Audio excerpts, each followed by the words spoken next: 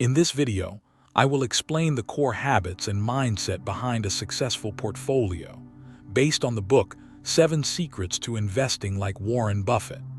Please give me your full attention. To make it easier for you to focus, I've opted for a simple video rather than distracting visuals, allowing you to listen carefully to what I have to say. At the heart of this process are new habits. Success often comes not from big moves, but from small, consistent steps. The word saving may not sound exciting, but the truth is this. If you don't have a saving mindset, it's difficult to build lasting wealth whether you earn $1,000 a month or $10,000. This is also why many lottery winners return to their old lives within a few years. They won the money, but they never learned how to live with money. For Buffett, saving does not mean keeping cash idle on the sidelines. In fact, he does not like holding cash for long unless necessary. Staying in something that continuously loses value does not make sense to him. But one fact never changes. In order to invest, you first need money to invest. That's why saving is one of the cornerstones of success. You don't need complicated methods to start. The simplest step is to set aside 10% of your income. If 10% feels intimidating, start smaller. $1 in the first week, $5 in the second week, $10 in the third. These amounts may seem insignificant at first, but over time they turn into consistent accumulation. The key is not the amount, but consistency. People often begin with big goals, get tired quickly, and quit entirely. Small but sustainable steps make the habit permanent. One of the most important things at this stage is automation. Human willpower is not as strong as we think. Spending money is easy, saving it is difficult. Instead of deciding every month, it is healthier to set up an automatic deduction as soon as your income arrives. Wealthy people save first, then spend. Most people do the opposite. When we move to investing, the logic is actually quite simple. Investors like Warren Buffett do not chase speculation. They focus on two things: the true value of a company and whether the stock price aligns with that value. That is what value investing is all about. Buffett learned this approach from Benjamin Graham, the author of The Intelligent Investor. This book holds a special place in the investment world. Of course, not everyone can dedicate years to studying investing, but understanding the core logic is often enough. By analyzing the market and reviewing the right reports, it is possible to find companies whose intrinsic value exceeds their stock price. If a company's value is greater than its share price, there may be an opportunity. Of course, there are no guarantees in the stock market. Uncertainty is precisely where higher returns come from.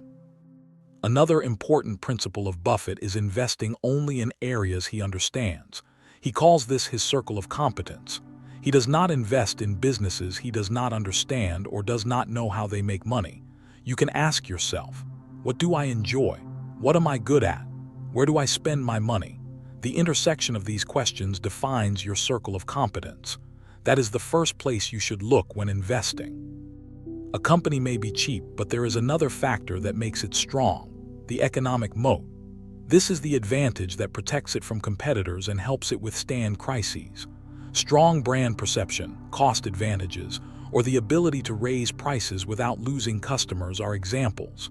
Companies like Coca-Cola, Nike, McDonald's, and Amazon have survived for decades thanks to such advantages. Of course, no moat lasts forever. The technology sector has provided many examples of this. Nokia is one of the clearest cases. Apple, on the other hand, is still considered an exception with a strong moat today. In fact, one of the largest positions in Buffett's portfolio is Apple. The more technical side of value investing involves being able to read financial statements. Many people find this part boring, but it is unavoidable. Basically, looking at 3 statements is enough: the balance sheet, the income statement, and the cash flow statement. What is the company's debt situation? Is it generating consistent profits? Is it producing cash? If you can find clear answers to these questions, you are on the right path. There is no need to get lost in details. Knowing what to look for is enough. Even a good company can be expensive. Just as it makes no sense to buy a great car at twice its value, it makes no sense to buy a good company at an excessively high price. That is why valuation is critical. The net-net approach developed by Benjamin Graham provides a significant margin of safety for investors. Even without going deep into the mathematics, the basic idea is simple. The cheaper you buy, the more room you have for error. The final stage is portfolio management. No one makes the right decision every time. That is why investing all your money in a single stock is a major risk. Diversifying your portfolio, reviewing it at least once a year, and not panic selling just because the price drops are important principles. A good company can go through bad periods, but that does not make it a bad company. These 7 principles are not investment advice. They will not make you rich overnight, but they provide a solid foundation. Developing the right habits about money, being patient, and making rational decisions within your circle of competence can take you to a completely different place in the long run. First effort, then patience. The rest comes with time.